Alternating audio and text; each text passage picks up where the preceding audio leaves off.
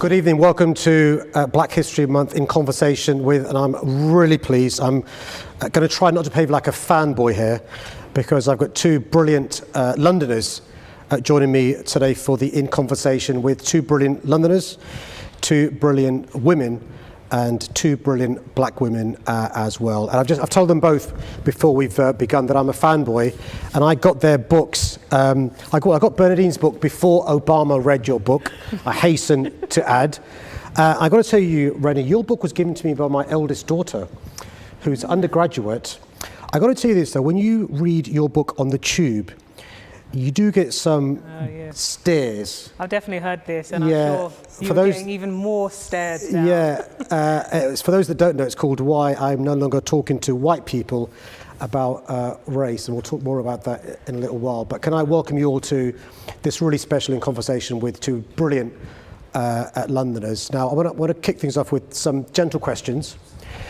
Some questions have been emailed in, which I'll ask you about. But one of the things that we try and do in City Hall during October is to educate ourselves about Black history, to re-educate ourselves about Black history, but to celebrate Black success.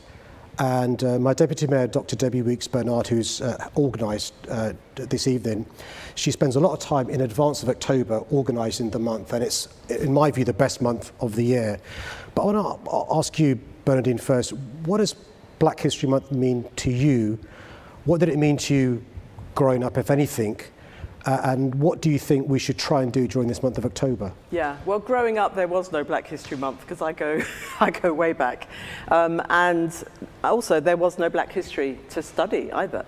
I mean, it's shocking that today school students are still not really studying Black history. But I grew up in the 60s and 70s, and there was a complete absence of Black history in terms of knowing anything about my father's Nigerian culture, or anything about African American culture, or anything about Africa generally, or the Caribbean.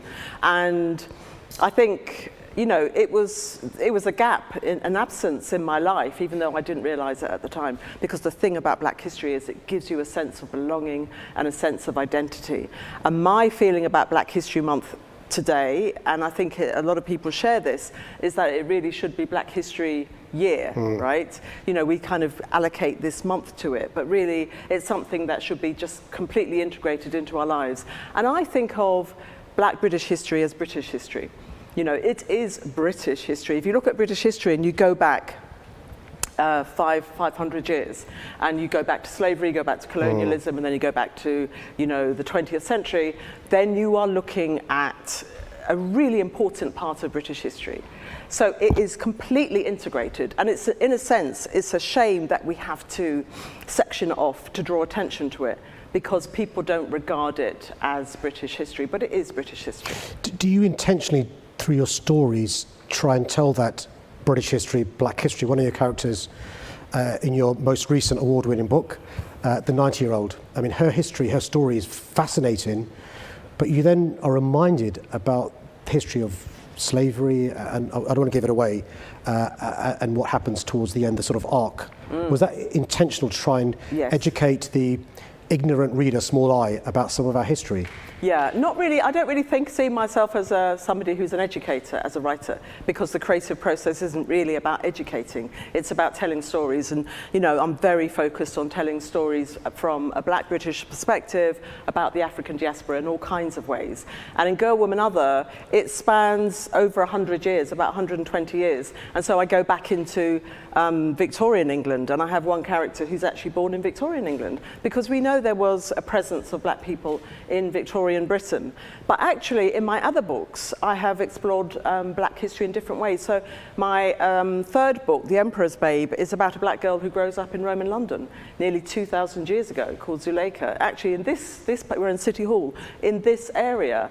And I've also got a book called Soul Tourists, and these are fiction, you know, they're novels, and it's about the Black history of Europe, and all these ghosts of colour from European history come into the life of one of the characters. So Black history and my fiction is really important. Now, I've got to confess, Reni, when I read your book, I was embarrassed that I'd forgotten about some of the recent history. You talk about the laws, you talk about some of the recent things that have happened to Black Londoners, Black British people. So presumably Black History Month gives you a platform to tell these stories in a way that's meaningful to not just black people, but people who aren't black as well. I think when I started to sort of write the book, and I was a child of the 90s, so I think I came of age in a different Britain.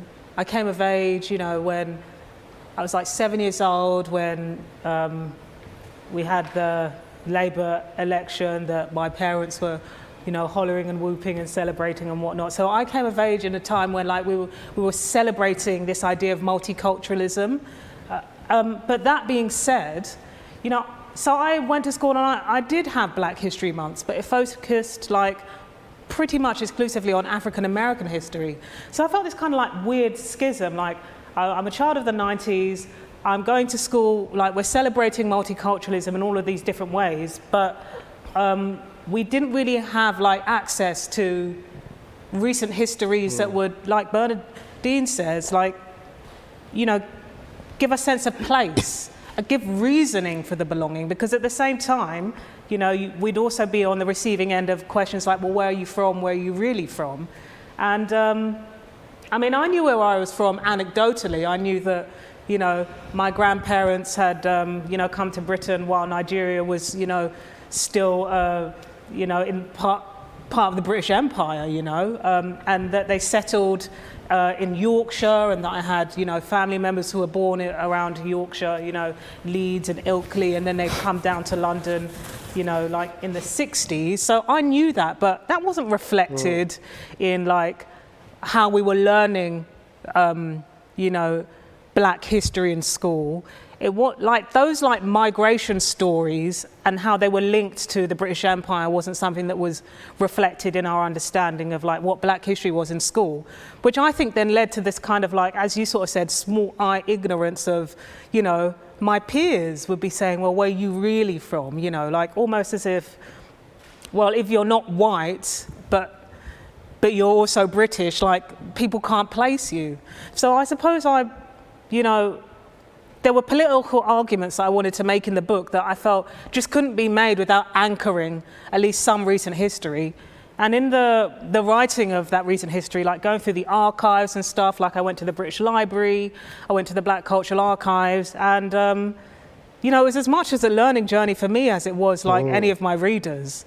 And I think when I speak to readers who, you know, lived through those times, I wondered to myself, why aren't those stories in our understanding of like what modern Britain is, like why modern Britain is the way it is, you know? I mean, one of the things that in your book you talk about is we're approaching Remembrance Day.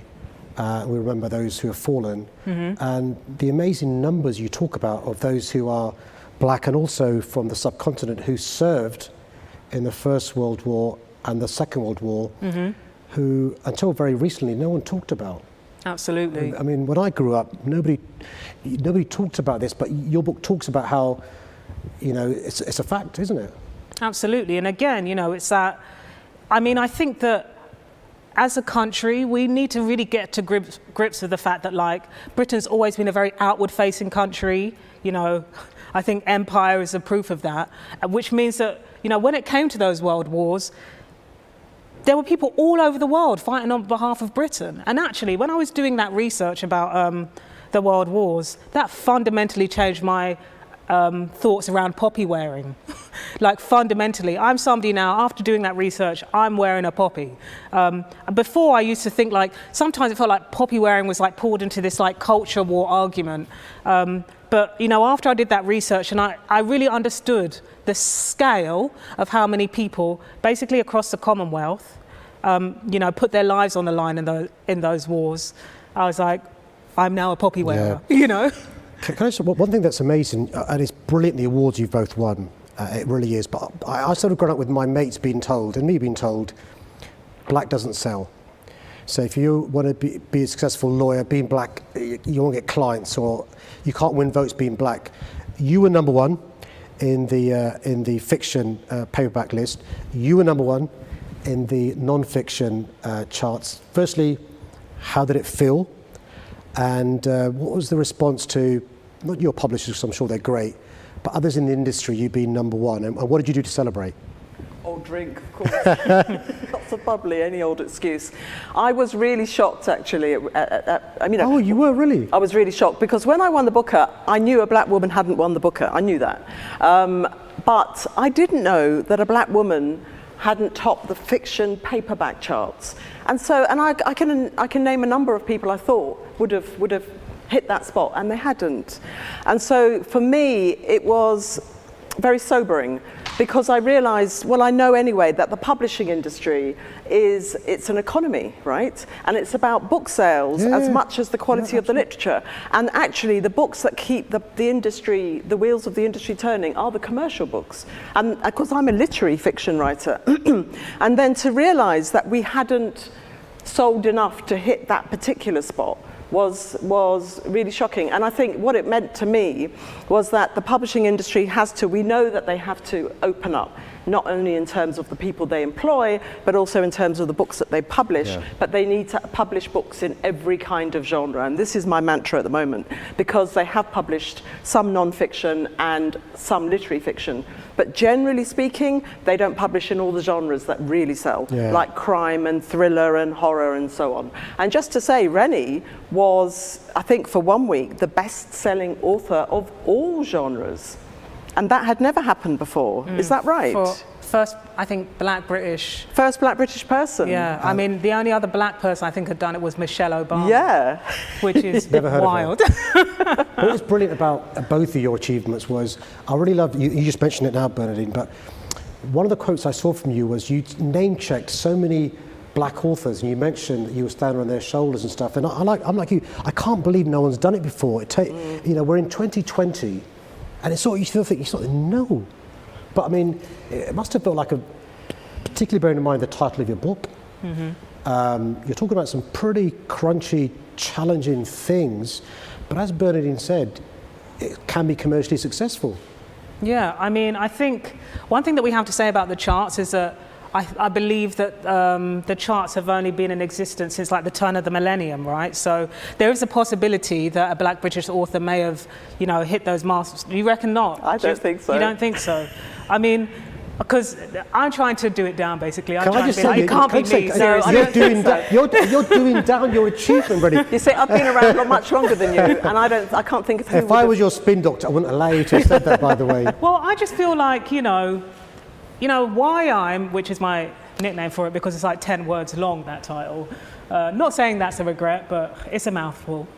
But Why I'm, it's my first book, I'm very new to publishing. And so, I mean, I don't want to like do down like the quality of the book, but it wouldn't have been the book it is without all of the, Black British authors so I'd read, years before I even thought that it was possible for me to write a book. And so I really thought, to some extent, I kind of like every author I name checked, including you, Bernardine. Yeah, I was like, these are people who should have really... Can I say, it was lovely to see, because what's great about both of you is you aren't pulling the ladder up. What's quite clear is you're putting more ladders down, and that's what's inspirational, and that's why we're so proud and pleased to have you having this conversation. But one thing that both of you have had to deal with, and it's been traumatic for many black Londoners, black people across the globe, is the brutal killing of George Floyd, the disproportionate way this pandemic has affected the black communities across the globe. Now, both of you have been quite upfront saying, listen, we aren't self-appointed black role models and all the rest of it, but you've both carried the responsibility so well, if you don't mind me saying so. How hard has it been? How easy has it been? How challenging has it been?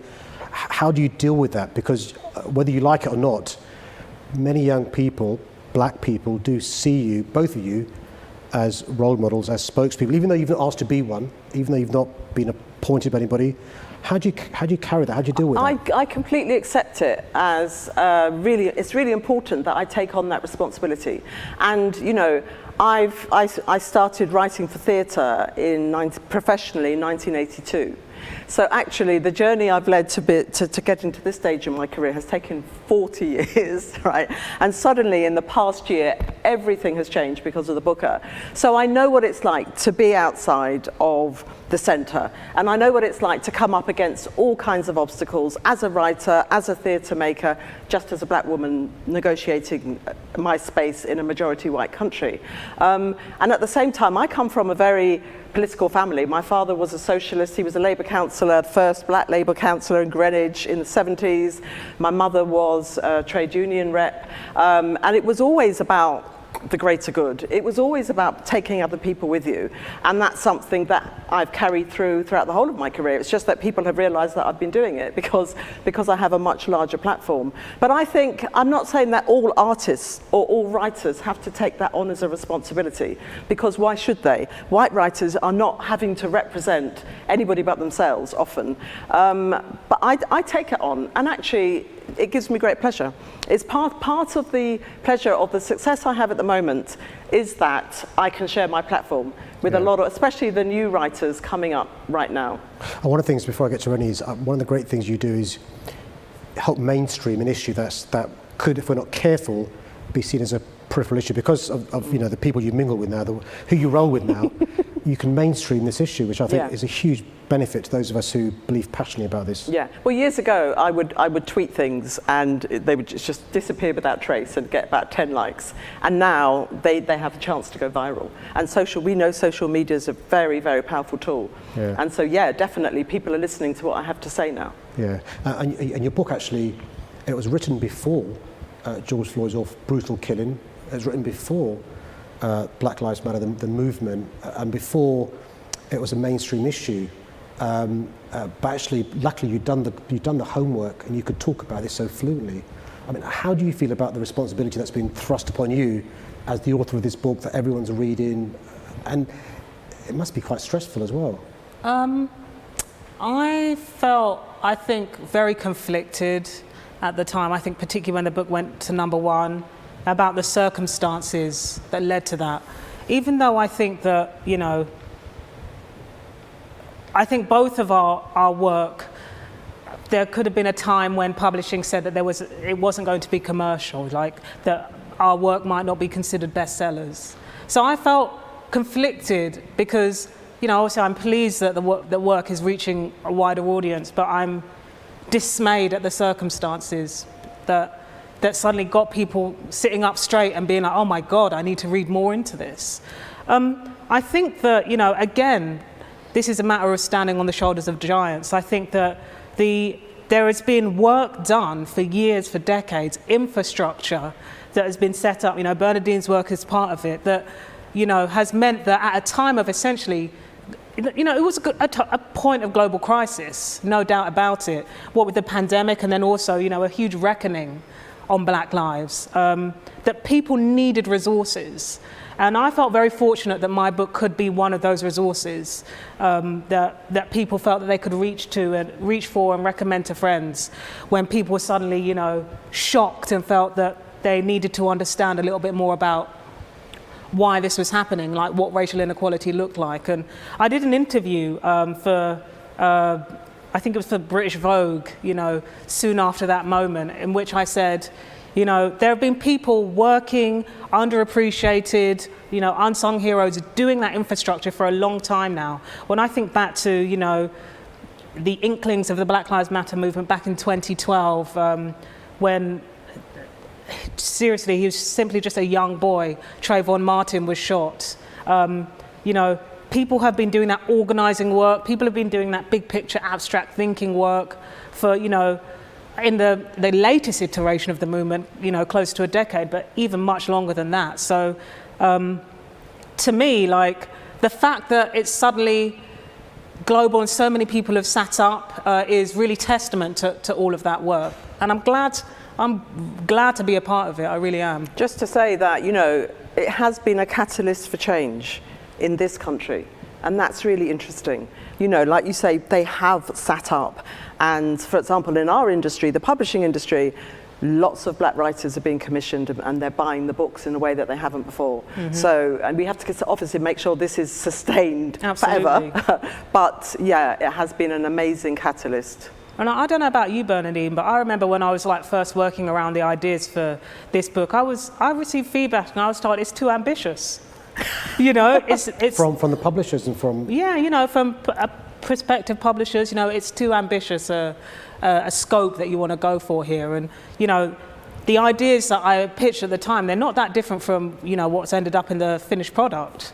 And I don't know. I mean, when I started writing what would become the book, I was, almost like buoyed by the naivety of youth. I was like, yes, this is going to be a big picture, like conversation-changing book. And it was. And I know, right? Like I went to publishers. Those and I was of us who spent 40 years getting there, we hate you. I was like, I want to fundamentally change the conversation. And sometimes I was told, the idea of that is just simply too ambitious. And so I think everything that, like, we've been encouraged to think small and dream small, and we've been told, like, okay, yeah, obviously we'd like to be at that place with society at some point, but that's absolutely not possible now. But I think that this summer has shown that that's not the case. We can dream big. Bernardine touched something really important in relation to our white peers, but even in relation to our black peers, sometimes there's a temptation not to put your head above the parapet.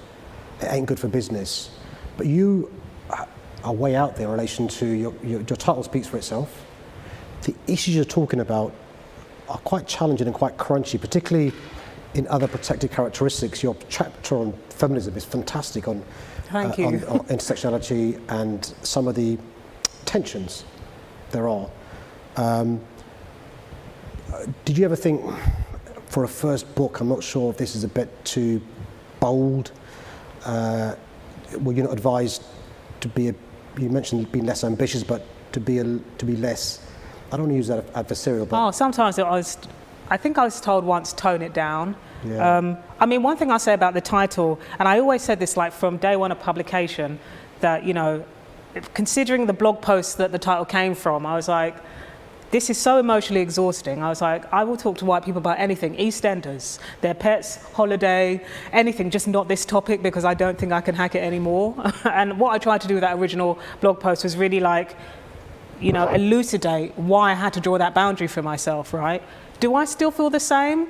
Well, I think the first line of that blog post, which is, not all white people, just people who refuse to accept the legitimacy of structural racism and its symptoms. I'm happy to say I think the needle has changed on that. I think there's a lot more people who are willing to accept that there is legitimacy in evidence-based claims of structural racism, which is amazing, because then I'm like, yeah, sure, I'm more open to having that conversation. I think one thing that I think is really important to point out when it comes to my story is that I graduated into a recession. I was a jobbing journalist, freelancing prior to the book coming out. There was no security, there was no, I could take risks because I had basically nothing to protect, there was no full-time job, there was no mortgage, there was no dependents, there were none of these things. And, the job market wasn't exactly forthcoming in, providing that security, which meant that, I kind of had nothing to lose. So I think it's not that I was for me, the book is very much, I try to make it as evidence-based as possible. It wasn't me attempting to try and be provocative. It was me just trying to, I guess, tell it like it is. No, I use arguments from it all the time, by the way. They work. Can I just say, Bernardine, one of the things I loved about your book, many things, I recognise in my mates the investment banker. My daughters, my nieces and their mates are the undergraduates. I recognise the artistic director. It's almost like, but it's also a book full of hope. Now, you mentioned your family background, which I know a bit about, your dad and your mum.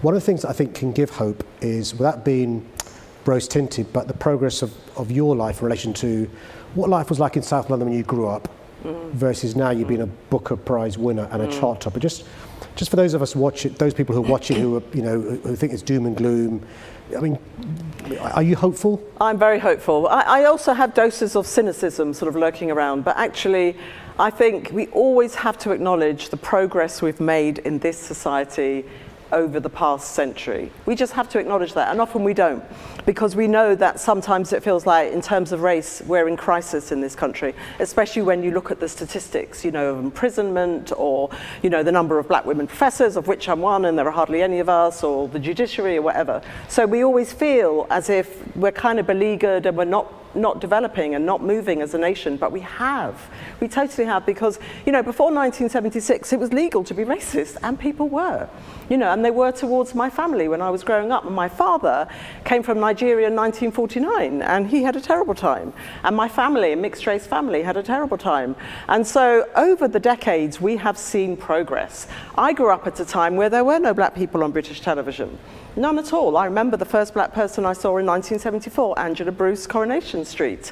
Look at it now. Look at the BBC in particular. It's very multiracial. So we have to acknowledge the ways in which a society has progressed, but we also have to acknowledge that we have a long way to go. And unfortunately, one of the issues that I think is a problem is that it's always us. We're always having to progress the cause, people of colour, when it comes in terms of race relations. And it should be. We should all be on board with this. No matter what colour you are, we should all be looking towards creating a more egalitarian society for everybody. And, perhaps that's starting to happen, this notion of allyship, which has been circulating recently. And it's not even, I think, about people claiming their racism. I don't even know if that's useful, because people become very defensive when you start talking about racism or personal racism or unconscious bias. What I think it's about active anti-racism. Are you committed to that, and what are you going to do, and how are you going to progress it? One of the things that's this summer has helped shine a light on is the racism and inequality across the globe that black people suffer. Even there's been progress. Bernardine referred to something that I want to talk to you about, Reni, because there's a bit of it in your book in relation to the tension, and it's Bernardine's point about coalition building. Mm-hmm. How do we get, whether it's black people, Muslims, women, the LGBTQ plus community, and on the sort of coalition helping each other's causes, which is really important if we're going to get to a society where there is equality in the real sense of the word. I mean, what's the way forward? I think this is a really good question, and this is kind of like where my ideas are going, at the moment, which is I was very, very inspired by the writings and the speeches of he was a very young Black Panther who was assassinated in his early 20s, I think surnamed Hampton. And he said something that actually Martin Luther King Jr. also sort of said during the time in his activism, which was essentially about coalition building and about, it was specifically around the idea of what it means to be white and working class. And I tackle this a bit in the book. And basically how the whiteness in that phrase can be leveraged sometimes to try and discredit anti-racist efforts. And what the young Black Panther did, and also what Dr. Martin Luther King Jr. Spoke of, was coalition building specifically in order to, I don't know how to describe this, recognize our mutual, I guess, class interests, because I think both of those thinkers and writers very accurately identified that it was racism that was being leveraged between the two kind of communities in order to sort of sow division. And so I'm really inspired by thinking around those topics, and I know that it might be perceived as if I'm not interested in coalition building, but I think that my chapter on class in the book, what I'm really trying to get to the root of there is that those of us who, are not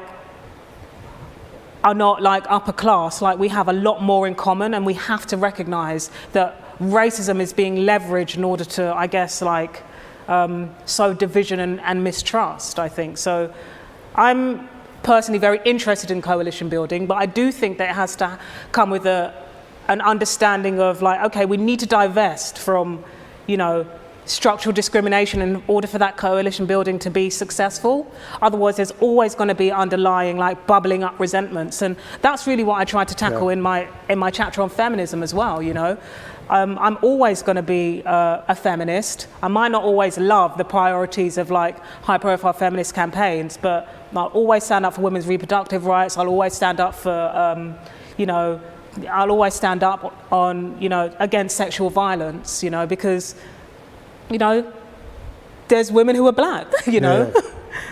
Look, I've got to go to questions from people watching this, otherwise I'll get people waving at me and stuff, which either means I'm doing something wrong, which normally is the case, or I've got to go to the question. So there's some quick fire questions, I'm told. First one's to you, Bernardine. Who is your favourite character from Girl, Women and Other? And it's asked by Daksha Wanza. Yes, well, there are 12 characters and main characters, and there's not going to be do I have to do a spoiler alert? No, okay. No. There's a 19-year-old called Hattie, probably your daughter's generation, who's I love her. I find her very funny and very entertaining. I wrote her myself, but she still entertains me. I feel sorry for her dad, by the way. He gets a hard time. Yeah, he deserves. Us dads do. He deserves to be taken down a peg or two, her dad. And so yeah, I feel a lot of affection for her, but also for Hattie, who is the 93-year-old woman of colour who's a farmer in the north of England and very independent, very feisty, and just, I love her. Yeah, she's great. Yeah, and for those that haven't read it, I mean, the 93-year-old character really does, I don't want to spoil the end, but it's very great arc. Reni, this is a great question from Jocelyn Hogan. You wrote, why am I no longer talking to white people about race? Do you have any regrets writing a book which had the opposite effect? No, I think I drew a boundary for myself when I wrote that blog post back in 2014, but I have been, you know, delightfully, you know, surprised and, you know, basically delighted at how open people are to having these difficult conversations. And like I said earlier, I do think the needle has shifted. I think that people are more open to having these conversations now than ever than back in 2014. So I don't regret it. Can I I was speaking to Debbie, my deputy mayor, Debbie Wicks-Bernard, before, and I can't remember ever having a black lecturer at university or a black lecturer at law school. And I had a couple at secondary school, went to a comp in South London. How common is it now having fellow professors who look like you in higher education? It's a problem. It's a problem. I don't know about the other academic ranks, but in terms of professors, there are about 20,000 professors in this country. And that's very distinct to American professors, because American, if you're an academic, you're a professor. But here, it's the top tier, top rank. So there are about 20,000. And out of those 20,000, about 25 are black women. Right, I'm one of them. And about 80 are black men. There are many more Asian people who are professors. So that tells you, it gives you an indication of what the landscape looks like for university students and who's teaching them. Yeah. And that also kind of shapes the curriculum to a certain extent as well. Well, that leads to the question, which was the reason I asked. The question from Sheila Grace is to both of you, really. She says, I love your books, Bernardine and Reni. I learned so much, thank you. You've set me on a trail of reading history and fiction on race and racism. How do you think that we can get this to be part of teaching British and European history and literature? Well, I'm not really involved in the kind of activism around that, but we know that, you know, we've had some stats recently that tell us that you can actually go through the whole of your secondary and primary education and maybe not even study a book about a black person or about black history. So it's a problem, and there are people who are working on that. But, you know, the government needs to shift. Actually, my publisher, and your publisher, no, you're not with Penguin. No, I'm with Bloomsbury. Yeah, Bloomsbury. So Penguin are currently working with the Runnymede Trust, actually, on research into that. Research into the curriculum and into looking at how out of that research they can start to create reading lists and teaching materials to go into schools so that some of that issue is redressed. Same question. I totally agree. I would say at the minute, nationally, it's not looking good. Based on the speech that the Equalities Minister gave about a week ago, it's not looking good. So I would say if people are really interested in, like, you know, having, you know, the youngsters in their lives, you know, read around, you know, fiction by black authors, non-fiction by black authors, it might have to be supplementary to education. Bernardine and I mean, I'm not sure about you, but a lot of the black history I know is self-taught, self-read. I mean, your book's a good example, you know, the fiction's a good example, whether it's Afua, David. I mean, there are now authors who are writing to educate many of us who just don't know about our black history.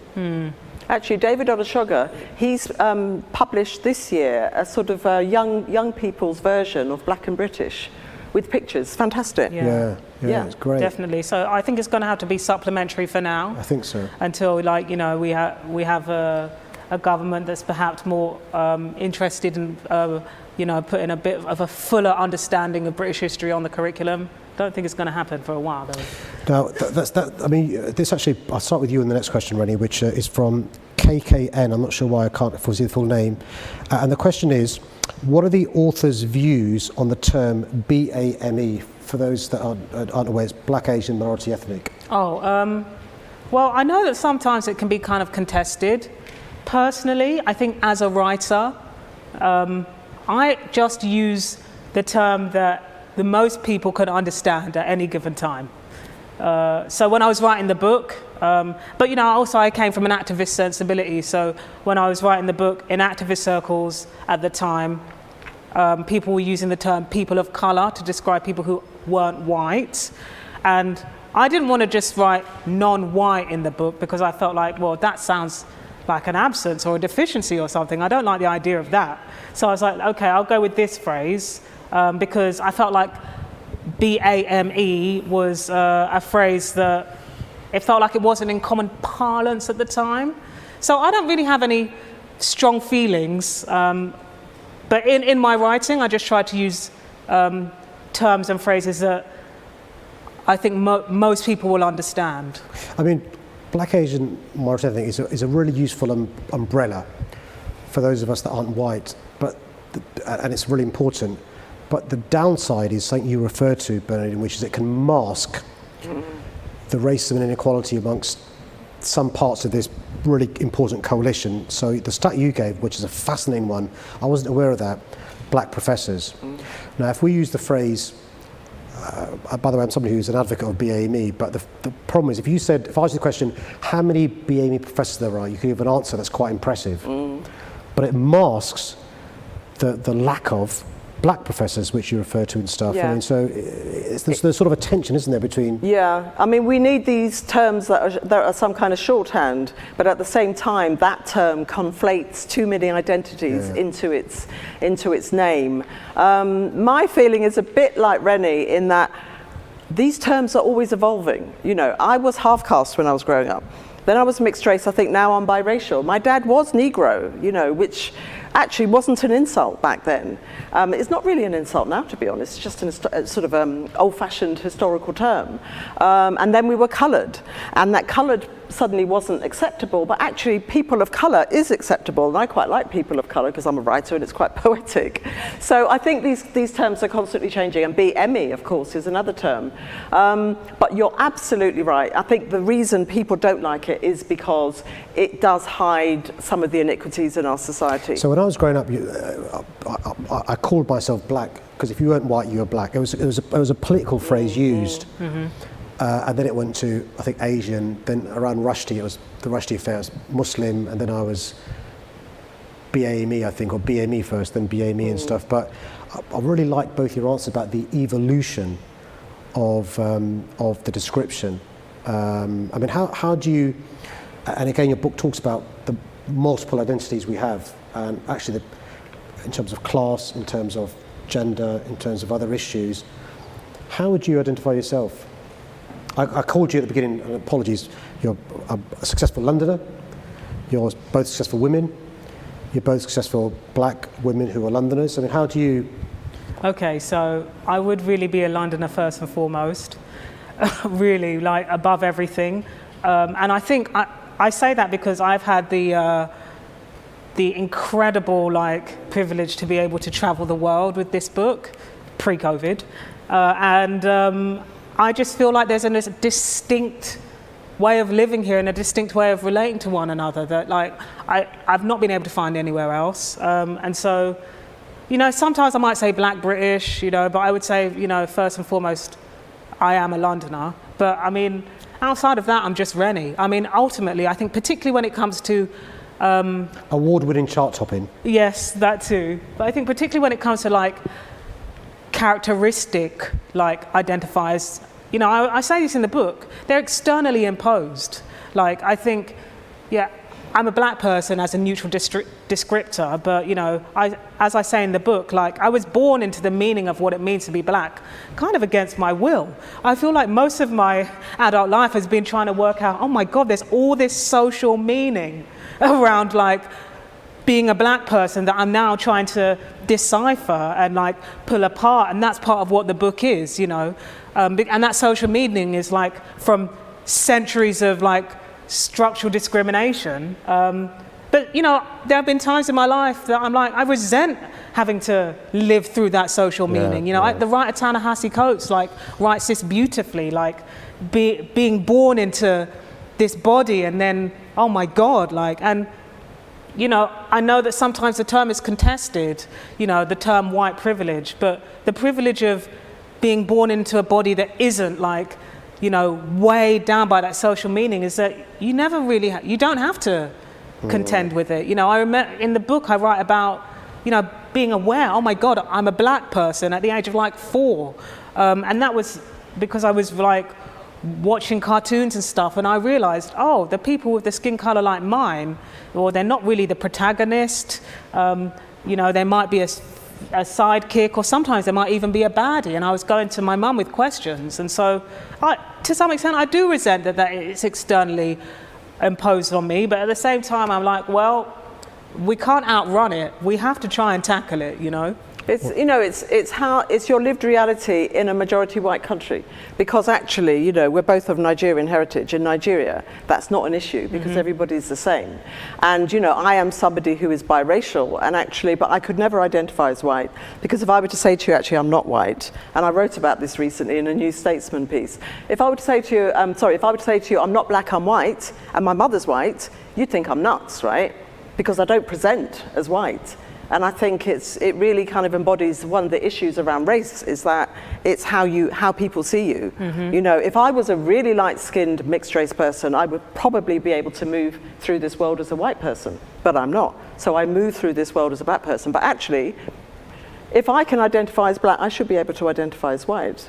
And the thing is about the construction of race is completely illogical. Of course, but here we are, we're all living with it because we're weighed down by it, we live through it, our society is organized around it, it's a social construct, not unlike money or time, and those were created by people too. So we live with the weight of it, even though we know it's illogical, and yet it's very frustrating. And scholars before me have written about this. Yeah, I kind of accept it and celebrate it, to be honest, at this stage, because it's not something you can fight. And I actually feel also with the battle against racism, it's something that one has to enjoy, and I enjoy through my creativity in all the different, I'm not writing about racism, I'm writing about characters, but in all the different ways in which I can make an intervention through my creativity, I will do that. And it will do so. I'll do it in such a way that it will give me pleasure, because otherwise I would be living in pain, and I'm not prepared to do that. I also love the fact that, but thank you for both, but that you're both proud. I get the discussion we just had, but it's really important because of my next question. One of the things I believe in is you can't beat it if you can't see it. And the great thing is you're both successful, and you're proud to be black Londoners. And the next question is from Chantel, and she says, what advice would you give to young black teens, youth, interested in getting their voices heard? It's a really how though? interesting In what question, way? isn't it? In what way do they want their voices heard? Well, I think there is this view that many people are nervous about coming forward. The youth have been demonised. If you're a black young person, demonised and some. But you've got views you want to get across, and there is there's an opportunity through social media. You mentioned the reach you've got.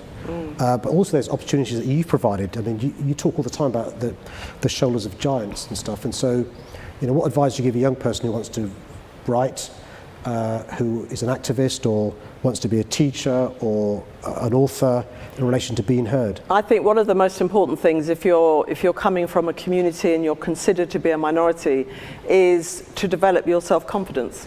And actually, this is something that I did in my 30s. I went on lots of personal development courses where you learn how to believe in yourself and you claim your power and have ambitious goals and strive towards achieving those goals. Because if you're coming from certain backgrounds, that's not you're not inculcated with that at all.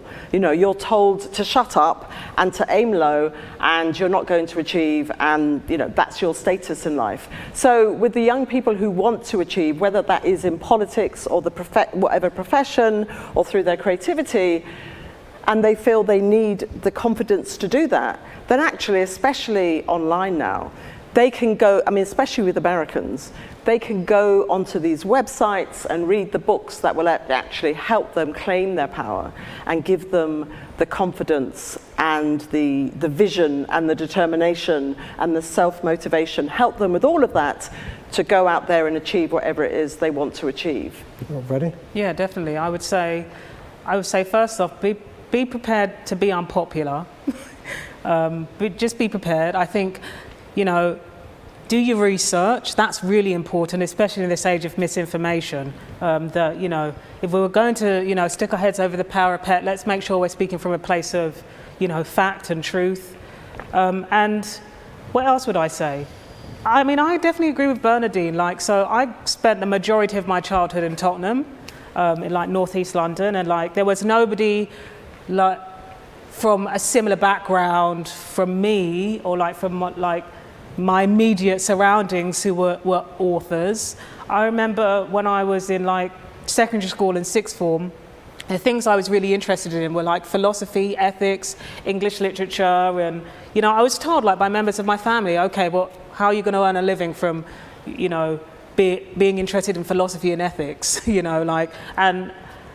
and now I think about how those subjects that I took at the time, they absolutely inform my work, absolutely. Thinking about ethics, deconstructing, pieces of literature, absolutely inform my work. And I sometimes think to myself, if I'd listened to, almost discouraging statements, even though I think, and I think a lot of us from second or third generation, immigrants, our parents are very concerned with us not struggling first and foremost, and it comes almost at the expense of even following your dreams. So I'm not saying that I was told these things to be told don't follow your dreams, but it was Reni, please go out and do something that gives you a strong foundation in the world first before you try and do anything.